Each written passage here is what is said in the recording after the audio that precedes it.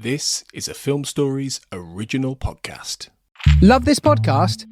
Support this show through the Acast supporter feature. It's up to you how much you give, and there's no regular commitment. Just hit the link in the show description to support now. Explaining football to the friend who's just there for the nachos? Hard. Tailgating from home like a pro with snacks and drinks everyone will love? An easy win. And with Instacart helping deliver the snack time MVPs to your door, you're ready for the game in as fast as 30 minutes. So you never miss a play or lose your seat on the couch or have to go head-to-head for the last chicken wing. Shop Game Day Faves on Instacart and enjoy $0 delivery fees on your first 3 grocery orders. Offer valid for a limited time. Other fees and terms apply. My dad works in B2B marketing. He came by my school for career day and said he was a big ROAS man. Then he told everyone how much he loved calculating his return on ad spend. My friends still laugh at me to this day. Not everyone gets B2B, but with LinkedIn, you'll be able to reach people who do. Get a $100 credit on your next ad campaign. Go to linkedin.com/results to claim your credit. That's linkedin.com/results. Terms and conditions apply. LinkedIn, the place to be, to be. A little self-care can go a long way, especially amidst the hustle and bustle of the holidays. That's where Vegamore comes in. Trusted by millions, Vegamore is all about giving your hair the love and care it deserves. With their vegan and cruelty-free formulas, you can nourish and revitalize your strands while indulging in some much-needed pampering.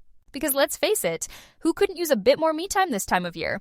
Go to vegamore.com/ACAST, code ACAST. That's vegamor.com/ACAST, code ACAST.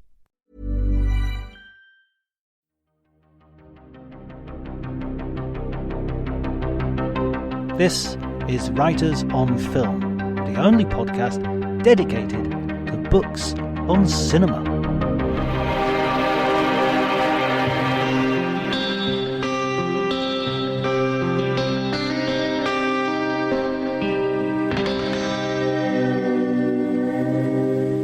Hello everybody and welcome to Writers on Film. My name is John Bleasdale and today I have the pleasure of talking to Neil Alcock, who has written a wonderful book on Alfred Hitchcock called Hitchology. If you enjoyed the episode, please remember to share, like, subscribe if you haven't done already, and make sure we can enlarge our audience to Hitchcockian levels. But before you do any of that, enjoy the conversation.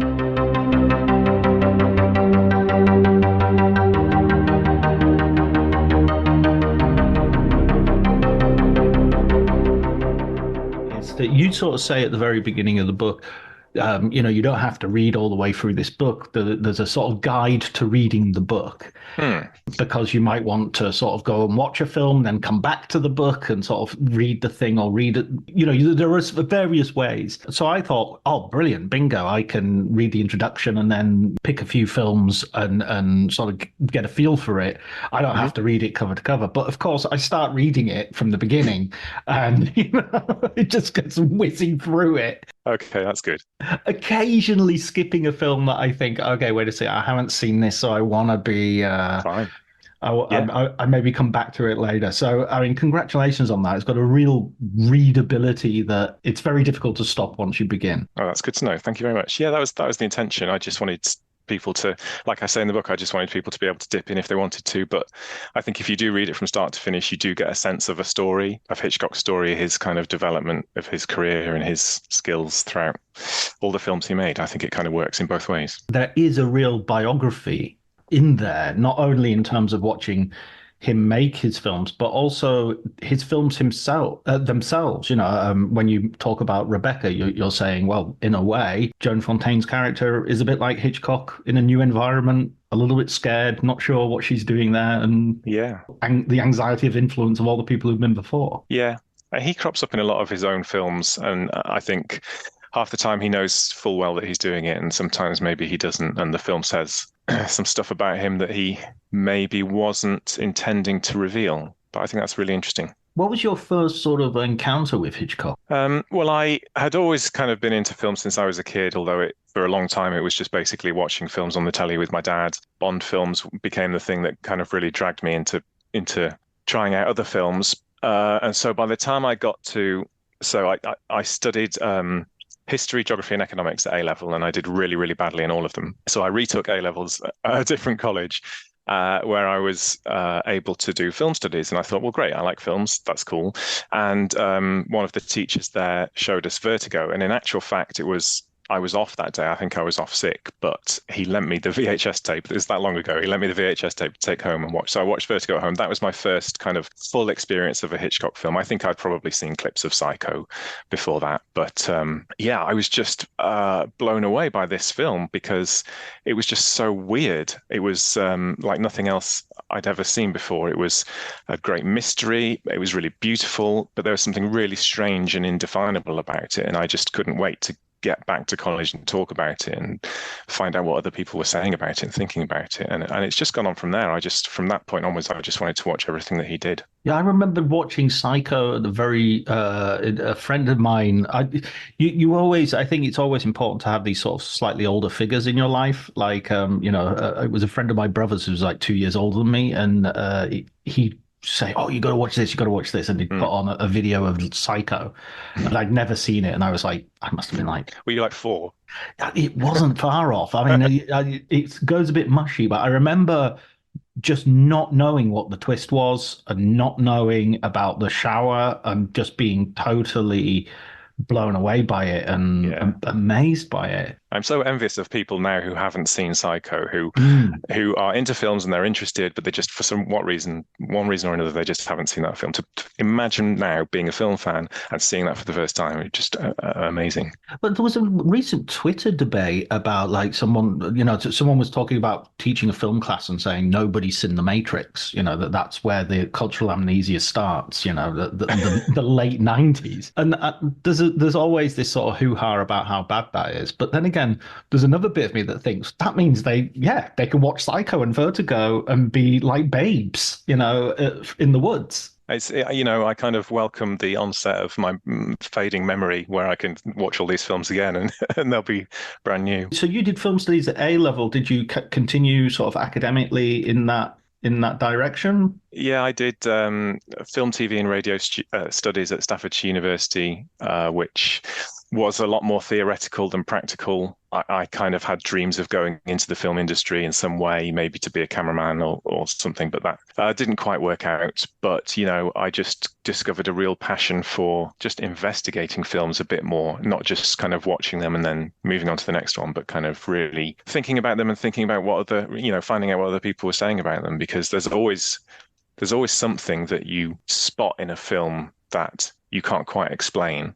And so to go away and read other stuff about it is just opens your mind to all these other possibilities. And you don't have to agree with them, but sometimes they just make you think of other things that you hadn't thought of. So, it's just a whole kind of world of possibility and interpretation there. And how did you start writing about film then? How did you make that? That was a thing that I tried to do when I was at university. I wrote film reviews of things that I was seeing at the time, and I sent a few off to Empire Magazine and Total Film, but got absolutely nowhere because they were terrible. I've still got them somewhere on a hard drive somewhere, and I look at them every now and again and just cringe. They're really awful.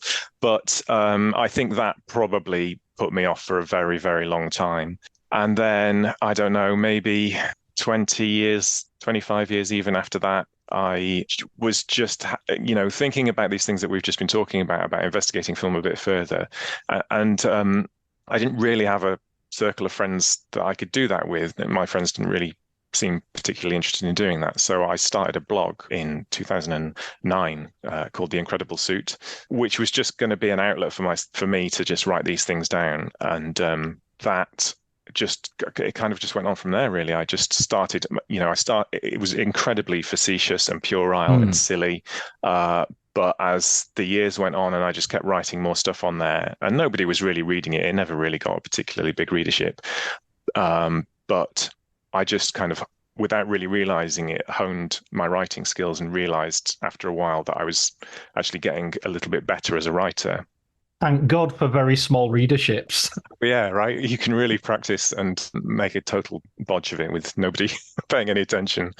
But yeah, that was good. And I ended up going to a few events, and I think the defining one was probably the Empire. I think it was called the Big Screen Experience. It was at the '02, and I met Nick de Semmelin there, who is now the editor, and Chris Hewitt, who anybody interested in film will know those names, and just kind of, got to know them a little bit, and we started following each other on Twitter, and they started reading the blog, and then eventually I plucked up the courage to say, look, is there any chance I could do something for Empire? And they said, yeah, sure. So they gave me like little, very small things to do, like tiny little DVD reviews, and then that, kind of snowballed from there. I ended up, I think the peak of my Empire years was going onto the set of Spectre, which as a Bond fan is about the most unbelievable dream you could achieve. So that was very exciting. And I think the favorite thing that I do for Empire is a thing that they have at the back of the magazine called a masterpiece, where a writer chooses a film. And if Chris Hewitt says, yes, I want that film in my magazine, you can write 1,000 words on that film, basically, whatever you think, as long as it justifies that film as a masterpiece.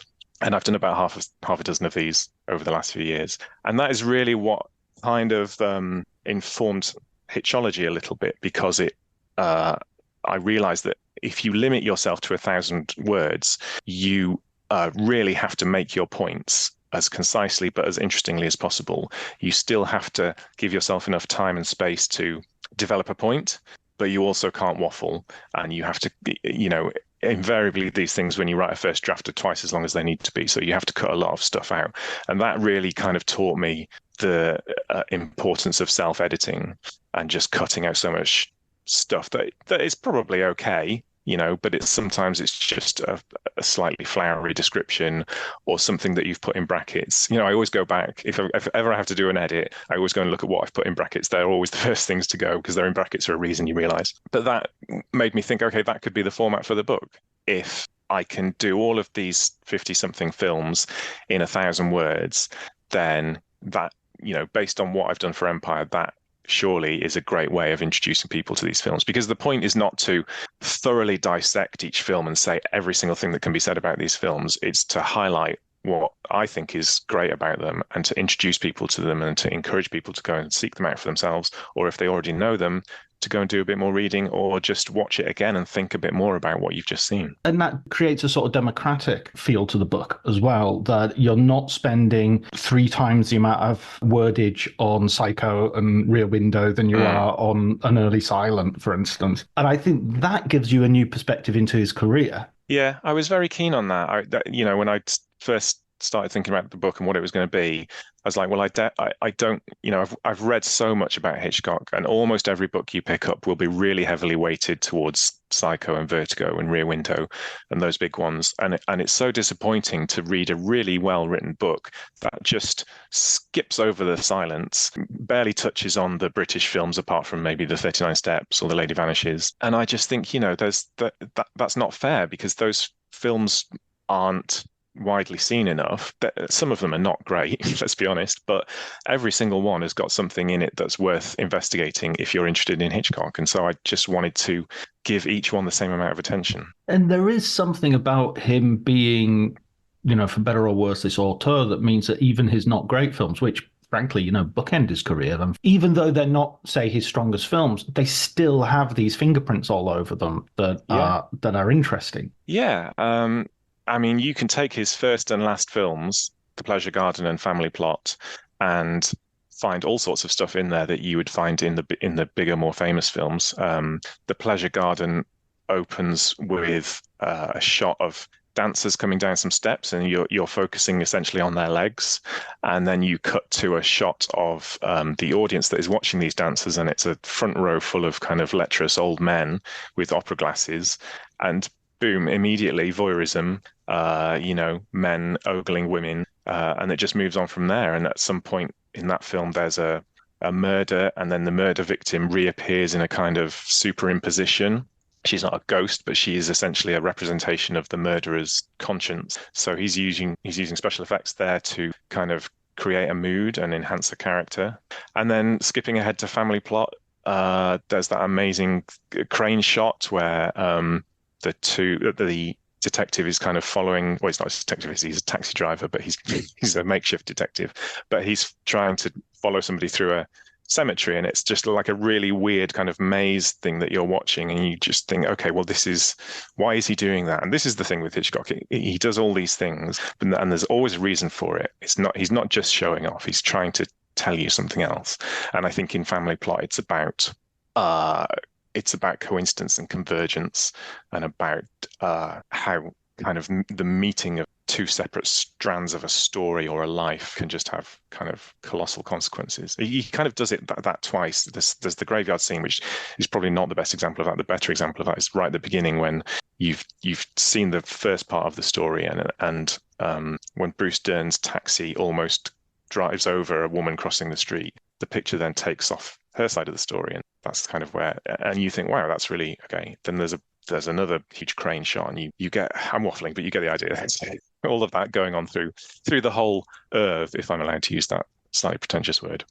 Well, that's another thing. You don't really, you're really conscious in the book and the way it's written. You have this great style, I think, that is a really easy read, but is also very funny. It's laced with lots of great jokes, but then they're not jokes for the sake of jokes. They go in with the observations as well. I mean, there's one that I picked out of Charles Lawton, Charles Lawton's character in Jamaica Inn, diving from the top of the mast and saying that doesn't exist in this film and that film, but maybe it should have done.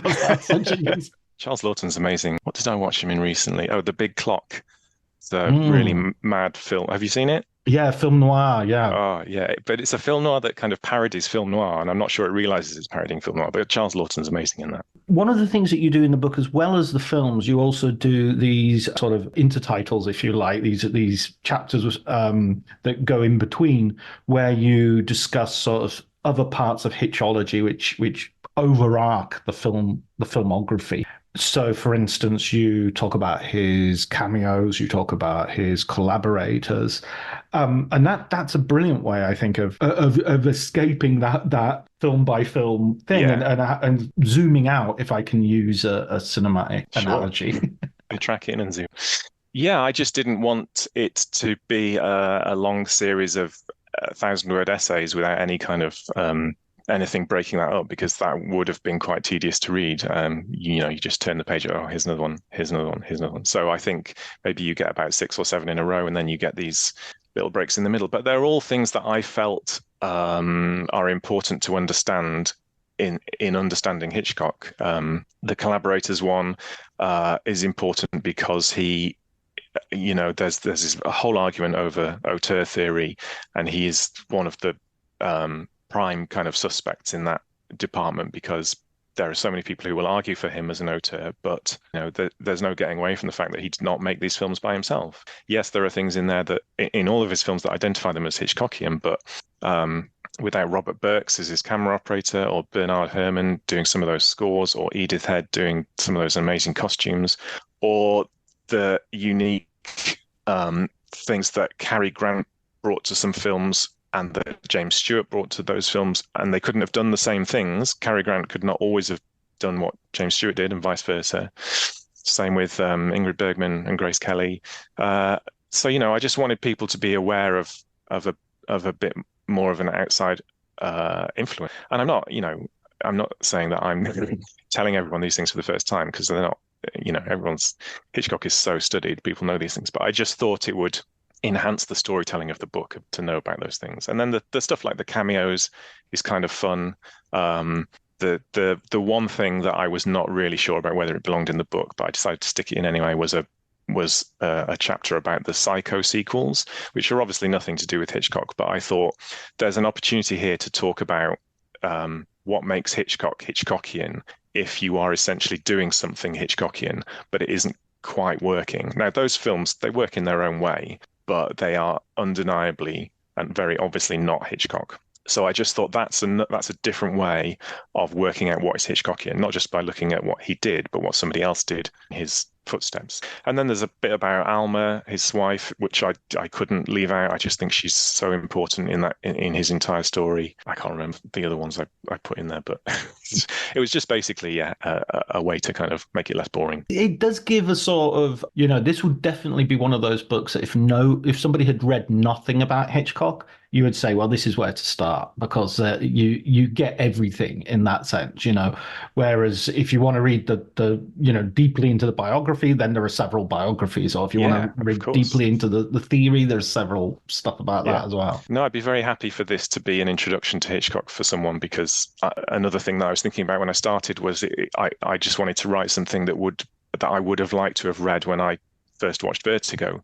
I would have liked to have picked up a book like this and just found out a bit more about what was going on in that film and what kind of surrounded it. And the book got reviewed by John Lyas at Hey You Guys, and he said exactly the same thing. And I was just so pleased that he had picked up on that being a kind of a way into Hitchcock for someone if they want. But it's not entirely introductory. I think if you're very familiar with Hitchcock, I still hope there's new stuff in there. It's not new stuff that I have kind of discovered by raiding the Hitchcock vaults. It's just it's just my approach and my opinions, which are might be absolute dog shit, but they might make you think of something yourself. No, absolutely not. I don't think there's. I mean, I have read the biographies. I have read the other stuff, and I read it and was utterly. I was by no means turning the pages and going, "Yeah, I know all this. Why is he telling me this?" It was entertaining, it was fun, and it was, and there was stuff there I didn't know. So it's always interesting getting other people's perspectives and getting that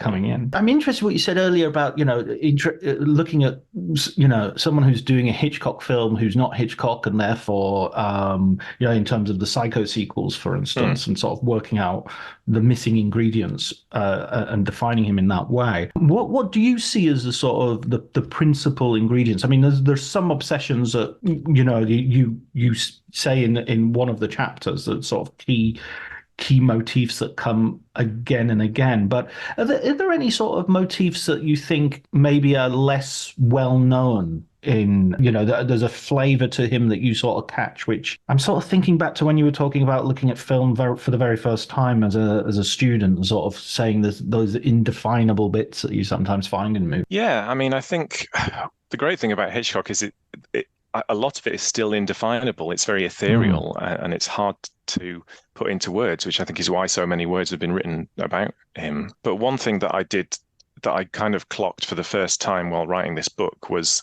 that I hadn't really seen anybody else talk about when they're talking about mothers or men on the run or any of those other very familiar Hitchcockian tropes, blondes or whatever, is that there are so many films with a kind of unhappy or antagonistic male-female relationship.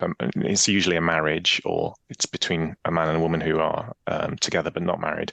And I just found it fascinating that there was so much of that in Hitchcock. Now, I know that a lot of films, especially romantic comedies and anything made in Hollywood in the kind of mid-20th century is kind of predicated on people not getting on with each other so that they can fall in love. But just in Hitchcock, it just seemed to drive so much of the narrative. There just seemed to be so many, even minor background characters, like, well, Joss Merlin in Jamaica Inn, for example, is not a minor character, but his relationship with his wife is awful. And there's loads of it in the 39 Steps. There's the show at the beginning at the Palladium. Well, it's not the Palladium at the beginning, it's the music hall, but there's like an old married couple and he wants to know what causes Pip in poultry, and he's just getting kind of battered by his wife for asking silly questions, and there's stuff like that all the way through. And I couldn't quite get to the bottom of why this was, because his relationship with Alma was really interesting. They stayed together their entire lives. They got together very young, they got married, and they were together the point being, they stayed together for such a long time. So something worked in that marriage. And yet you read all these stories. I mean, if you read anything that Donald Spoto wrote about Hitchcock, you will get all the kind of sordid details about his kind of lust for his leading ladies, always unrequited, as far as I'm aware. And that Alma knew about this, and she just put up with so much of his shit for so long. And I just think that he just saw partnerships between a man and a woman as just impossible, because there would always be a temptation to stray. And I think that informed quite a lot of his stories. But I always, we'll never know really what went on in their marriage to some extent. But I think there are some very interesting comparisons and contrasts to be drawn. Yeah, it's like a sort of skepticism that sort of human relationships will ever work. It's just like either you're locked together or, and yeah, it's like it's like a kind of criticism of monogamy. Like it's just a stupid concept that can't possibly work. But invariably he will bring his characters together at the end and pack them off. But also a lot of the time there's just a little bit of cynicism about it. There's a little bit of a hint. Like at the end of Rear Window, for example, you do feel like there's finally, after all this bickering between Jimmy Stewart and Grace Kelly, that there is they've come together and they've reached a kind of happy conclusion. But then Hitchcock reveals that she wasn't reading the magazine about going off and whatever it is. She's reading something that implies that she hasn't actually changed her point of view at all, despite the fact that the whole film has been leading towards her and him coming to some kind of compromise. So I think there's a lot of that. A lot of the endings seem happy, but if you look at them a bit more closely, they're not that happy. It's always interesting, and you make you sort of brought this up earlier in your answer when you're talking about the Spoto biography. I always think he gets a little bit of a hard time. I mean, he behaved atrociously, and there's no doubt about that. But there's also, I think, and that's better. And there's also something kind of unforgiving about the fact that you look at this guy who is not particularly prepossessing physically, and he's working on a daily basis with some of these absolutely beautiful people, both male and female. So there is a human tragedy there of sorts, of like he's standing next to Cary Grant as he directs him towards Ingrid Bergman. And you make the point in the book that the Cary Grant character, to some degree, in Notorious, could stand as an avatar for Hitchcock himself, and quite a tragic one in that sense. Yeah, I mean, I'm not going to go into tons of detail about like that kind of psychology of Hitchcock, because people have done that a lot better. But there is definitely a sense of a tragic person who is quite shy and very self-aware that he doesn't look like Cary Grant, and I think that. When the energy is high and the music is right, pushing past your limits becomes that much easier. Take a reggaeton run or strength class on the Peloton tread, and you'll quickly see why these are the workouts you've been searching for. Every day brings new challenges from expert coaches who train and speak the same language as you do. Level up your workouts with Peloton Tread. Find your push, find your power. Peloton.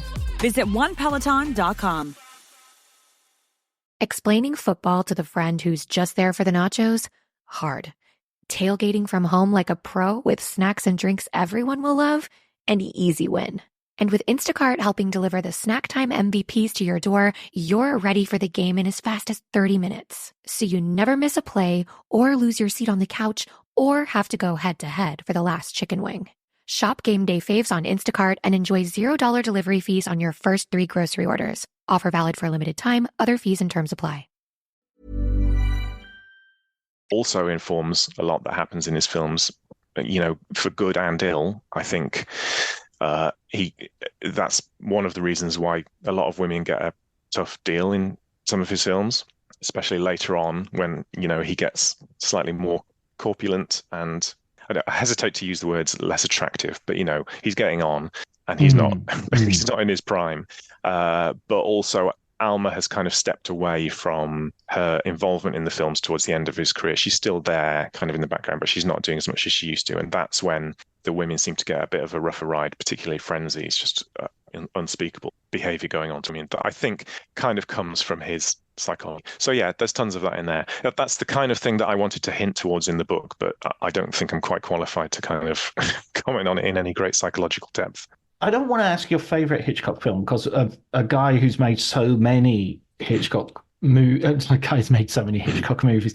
Guy's made so That would many. be Alfred Hitchcock. Yeah, that's him. It's like there's a clue in the title. The guy's made so many movies. It's a nonsense question, but I do want to sort of get a flavour for. Well, actually, here's another one. Here's a different sort of question. In writing the book, was there a sort of film that popped up and you reassessed as in the process of writing the book? That is a good question.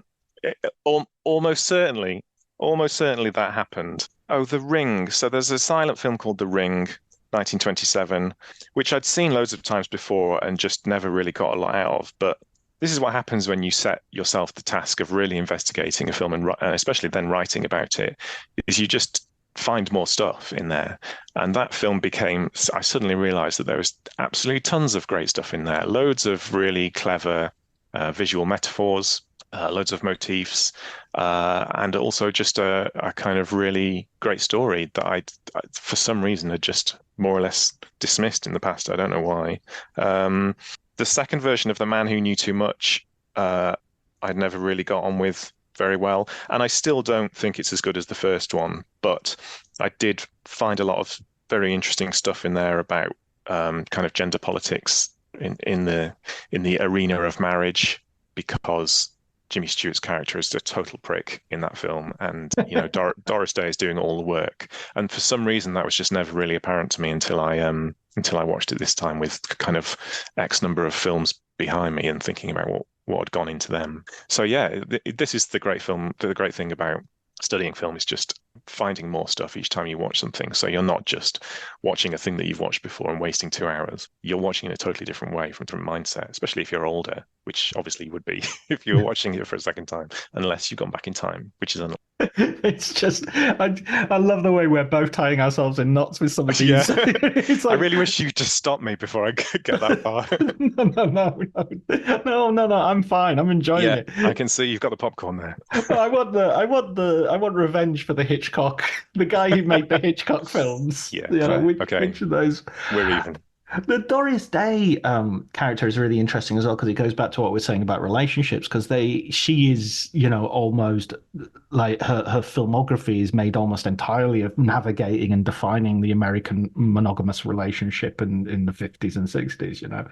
It's that, all those films she did with Rock Hudson and Pillow Talk and things like that. It seems her almost like she's a genre in herself in that sense, and then putting her with Jimmy Stewart and making him such a rat. I think that's something that Hitchcock just really enjoyed doing, was taking stars with a recognizable persona and just giving them something to do that you hadn't really seen them do before. And to get Jimmy Stewart, and he's another one, to take him with his star persona and everything that he'd built up over the years and marry him off to Doris Day, and then make him drug her before telling her that their son has been kidnapped. It's like, why would you? That's awful. What are you doing to these beloved actors that, America's sweethearts? It's just atrocious. But it's not, of course. It's brilliant, because it just stretches them and it makes you just think about things. Absolutely. There was so many actors who work with him who their careers, already huge careers.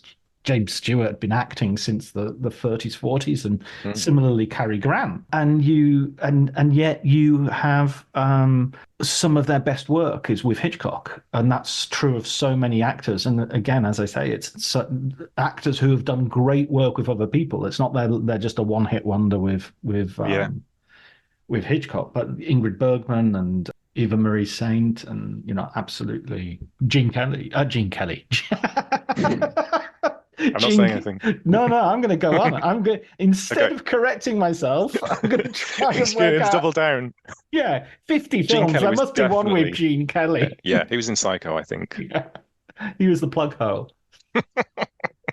Singing Down the Drain. Oh dear. Oh, very good. Oh, he was that. Yeah, catch. there you go. It's worth it. Yeah, you dug yourself out of that hole. Well done. I do love a fact from Psycho, which I think I wrote a whole article about once, which is I wrote an article for, I'm not sure if it's still alive, but a blog called Electric Sheep. It's called Electric Sheep magazine. It used to be a physical magazine. It became a blog.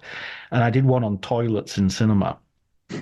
And it started with the fact that the one problem that they had getting Psycho past the censors was the shot of the flushing toilet. I know. It's incredible, isn't it? To think that you couldn't show a flushing toilet. And apparently Hitchcock put a flushing toilet in, or the sound of a flushing toilet, in almost all of his films. Are you sure? I have not heard that. Except for the silence. Okay. I'm going to go and watch them all again and listen out for that. Because if that's true, that's amazing. If that's true, that's a second edition, revised edition. With Hitchology, the toilet edition. Number 2. Of those sort of those giant films, those sort of like the if you like the canon of Hitchology. I mean, the title of your book, Hitchology, made me sort of. I was thinking, okay, this is an academic discipline now. This has become something bigger than simply somebody's filmography. This is it's a philosophy, an ideology. So I was thinking, so if that's true, then there must be sort of like the first semester films that you have to have these in your Hitchcock 101. So Yeah. what of those films do you think are the sort of the essentials for someone who maybe isn't au fait with the oeuvre? It's interesting that you should ask, because on page 7 of the book is the chapter, The Essential 10. So I've selected 10 films which I wanted to say, if you haven't seen any Hitchcock, or if you've only seen a few, if you just want to get a really good overview of his entire career and not just see Psycho and Vertigo and Rear Window and North by Northwest, I mean, they're all in there, but I kind of separated out all his films. So I looked at what percentage of his films were British and what were American, what was silent, what was sound, what was black and white, what was color, what were thrillers and what were dramas. And then I tried to make a list that fairly represented all of those things. So I started with doing it in chronological order. The Lodger was the first one, because I hope you are going to edit some of this, because I don't know what the answer to the because is. This is the Ivor Novello starring sort of Jack the Ripper. Yeah, I just thought I felt myself launching into a kind of explanation of 10 films, and I don't need to do that. But in the book, basically, is my short list of 10 films that will kind of give you Hitchcock in a nutshell. And then if you want to go on any further, you can. If you don't, that's absolutely fine with me. Okay, let's narrow it down then. If you wanted to give the most Hitchcockian movie of his, what would that be, do you think? That would have to be North by Northwest. Right. I think, just because it's got everything. It's got Bernard Herrmann's music. It's got Cary Grant. It's got an icy cool blonde. It's got a charming villain. It's an amazing thriller. It's got incredible camera work, things in there that just leap out at you, like we were saying before, stuff that seems really odd, like the sudden cut to an extreme top shot from the United Nations building in New York of Cary Grant running out the door. Like, you think, why has he done that? And I try to explain why I think he did it in the book. You might have a different interpretation of it, but that film is full of all that stuff. And it's also the kind of what's the word I'm looking for, where something is like an apogee maybe, or a zenith, I don't know. But his Wrong Man on the Run thrillers, which kind of the first great one that he made was the 39 Steps. He virtually remade with Saboteur, and then virtually remade again with North by Northwest. And they all stand up in their own right, those films. But I think it's like he wanted to get it right. He kept doing it because he wanted to make it really, really good. And I think that's what happened with North by Northwest. He just absolutely perfected this thing that kind of tinkering away at for most career. And there is this odd thing that he does in his career as well, where he has a sort of genre view of certain things, like The Wrong Man on the Run. And then he also makes a film that is like, takes that in less of a caper direction. I'm thinking of is it just called The Wrong Man, with Henry Fonda? Yeah, that's a good one. In which it is like, what if this actually happens in not Hitchcock universe, but in the in the real world. And no, that's fair. And I mean, that's a really a former guest of Writers on Film, Jason Israelovich, wrote a really good book called Nothing to Fear, which was a sort of concentrated entirely on the book, on the film, but also on the real life case which inspired the film. And he argued that it was sort of unique in Hitchcock's filmography as his only sort of social justice, sort of true story film. But I sort of think he sort of does that occasionally with, so for instance, also in terms of his Icy Blonde, and then he'll do a film like, say, Marnie, which is much more troubled and much more. It's almost like he's taking that and saying, well, but what are the real world consequences of some of these weird ideas that I have? Yeah, I mean, The Wrong Man is a really good example of that. It's probably not the only one that's based on a true story. I think Rope is based on a true story. Well, it's based on a play that was based on a true story. But I mean, he absolutely turns that into entertainment. Whereas The Wrong Man is quite a difficult watch. It's quite a downbeat and slightly depressing film with this kind of, apart from the very tacked on ending, which is not entirely true to life. But yeah, that's a good point. Like he did take his Wrong Man theory, called the film that, and then made something very un-Hitchcockian about it. Although you will find obviously loads of obvious Hitchcockian examples. But yeah, that's a really interesting film for a lot of reasons.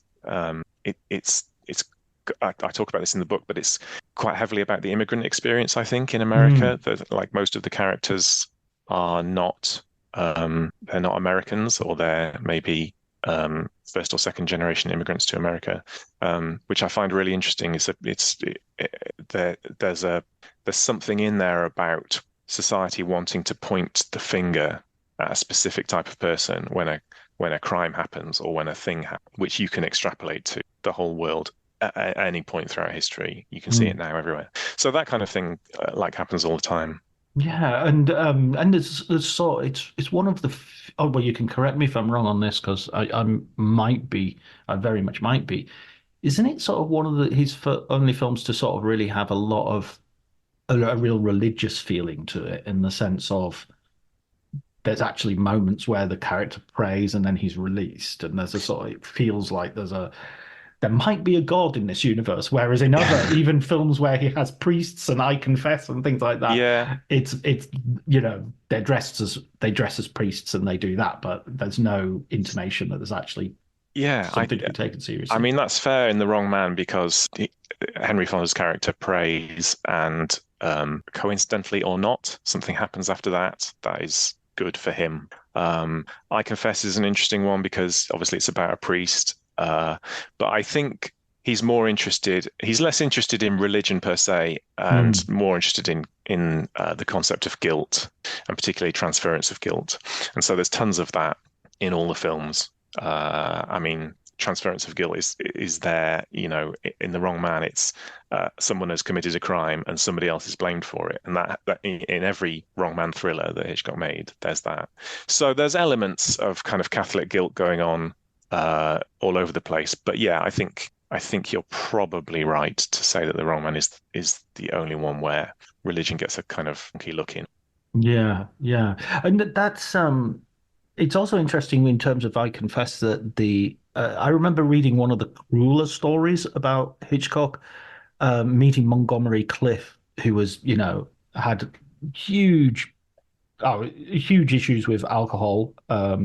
And also with his own self-esteem as an actor and everything like that. And he went for dinner with Alma and Hitchcock, and Hitchcock basically kept serving him brandies after brandy, what a great guy, knowing full well, and you drink up, my boy, and just it's kind of like just unforgivable in many ways, that sort of manipulation. Yeah, I mean, you can't get away from the fact that he was an amazing and brilliant director, but potentially not. Well, there's no potentially about it. He just wasn't a great person. I don't think you would. When people say, "Who would your fantasy dinner guests be?" there is a temptation to say Hitchcock, but I honestly think he would just absolutely ruin it. He'd just ruin a dinner by being really rude. He'd fall asleep. He'd insult everybody. And yeah, he would make fun of people's alcoholism or whatever else they brought literally to the table. Any weakness, yeah. Actually, I've got a better game then. The nightmare dinner, the dinner for your enemy. I would invite Peter Sellers. Okay. Yeah, fair. Peter Sellers and Alfred Hitchcock would be two invitations. Yeah, I don't. Yeah, I'm not going to go down this road because I'll end up upsetting somebody. But yeah, that would be awful. But I think this is important with Hitchcock. I think it's really important to recognize and to discuss the whole art not versus, but the separating the art from the artist, and so much of that has gone on throughout the cinema industry, still going on, and you can't get away from it. And it would be great if everybody was nice all the time, but you wouldn't get these kind of troubled and psychologically interesting works of art. And is it worth it? I probably not. But I don't know. There's just that's another huge conversation that I'm not about to get into because I don't have the answers. Looking at figures who, from the point of view of their personal lives, have done terrible things. It's difficult to separate from their work because you sometimes think those terrible things have informed how they've actually what their obsessions are. Yes, 100%. It's what has made some of those films so interesting. I mean, I think you can watch things without necessarily giving approval to retrospectively. Yeah, as long as you acknowledge it. That's where I think I would stand, although I don't have the confidence of my own opinions. No, I think we're both kind of chickening out of saying anything definitive, aren't we? But I mean, this is what I wanted to do with the book. There's a chapter in there about the trouble with Hitchcock, and I very, very briefly talk about why he was not necessarily a great guy. And I think that it's just, you can read a biography and you will get all of this stuff, but sometimes if you're just reading a film guide to his films, you might not get that sense. And I think it's an important thing to understand, especially if you're going to be one of those people who picks up this as your first Hitchcock book. My first Hitchcock. I think you need to be aware of it from the beginning. It's important. Yeah, absolutely. And I think it's important from more than just sort of prurient interest in the private lives of others. But I don't think you could understand The Birds, and you can understand Marnie, and you can understand Frenzy without that. I mean, you could watch those films and you would intuit that there's something going on here. This guy has some issues. Sure. That is a way of putting it. And on that bombshell, I would love to. I'd love to continue digging this hole, but I've decided that my arms are tired. Step away from the hole. And stepping away from the hole. I feel like I haven't asked enough questions in a way, because I feel like there's so much to talk about with Hitchcock, and it's almost you almost become baffled in front of him. I mean, I think that's the genius of the book. Actually, is by getting this structure, imposing the structure, which is a very Hitchcockian thing, isn't it? He has this. He's interested in like limiting himself. It's like rope. I'm going to do this all in one go. Or Lifeboat. Yeah, all those things. Yeah, exactly. Yes, I am essentially Alfred Hitchcock in the way I wrote this book. Thank you for the comparison. I appreciate it. See, that's exactly what I was going on to say. That's exactly it. That's exactly it. And do you have a cameo in the book? Well, my name is in it somewhere. Oh, here it is. It's on the front cover. It's not really a cameo. No, should have done that though. Just had a little sort of flick at the bottom, in the bottom corner, like a. I should have done an acrostic. I should have done an acrostic in one of the chapters where the first letter of each paragraph spelled out my name. There you go. You see. Maybe I did do that, and I'm double bluffing you. I didn't do that. Revised in second edition, revised and updated. Yeah, that'll be in the toilet flushing edition. Brilliant. Right, one last question then, Neil. Okay. Film book recommendation. Does it have to be? Can it be a Hitchcock book, or can it be anything? What are you after?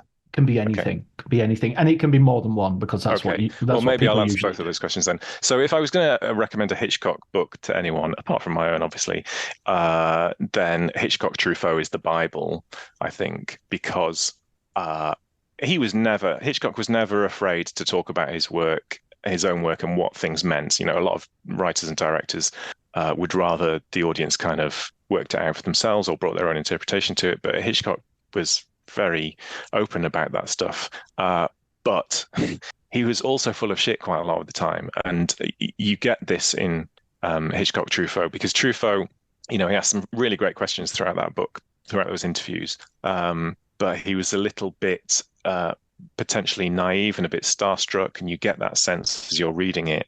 And Hitchcock kind of handles him in that way. He kind of takes charge of the interviews.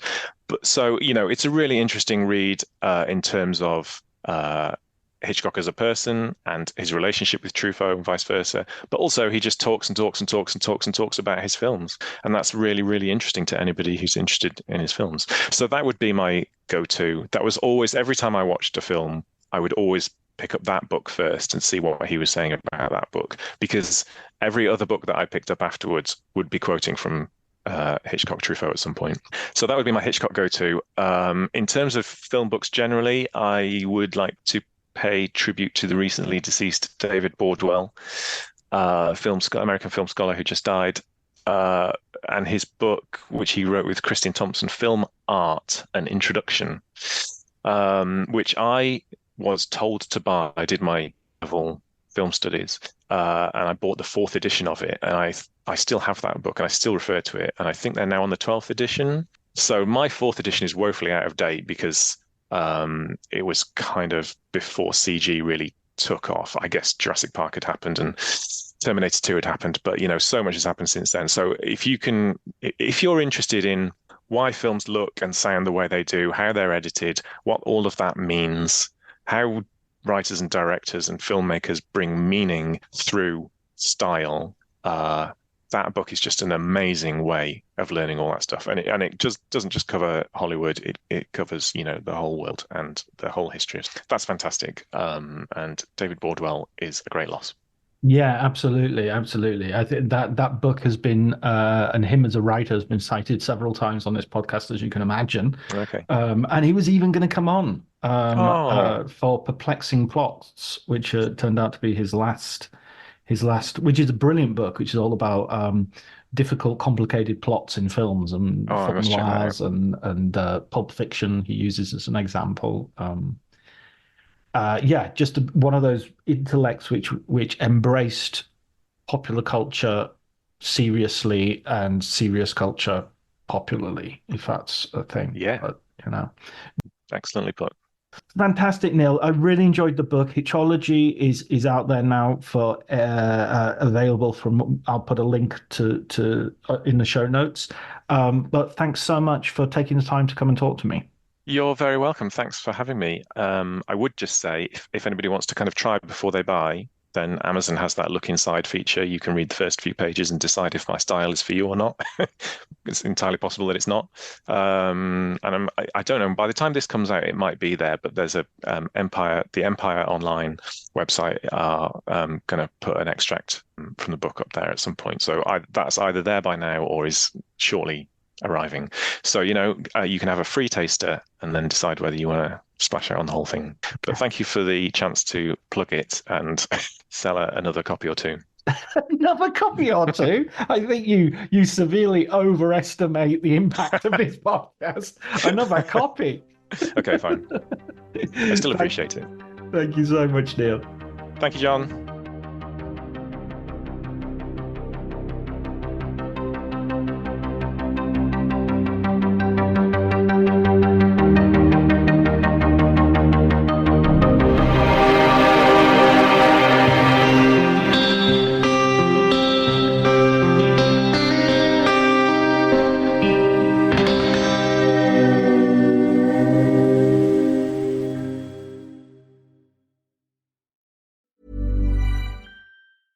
As the days get shorter and the nights chillier, it's tough to keep up your fall workout routine.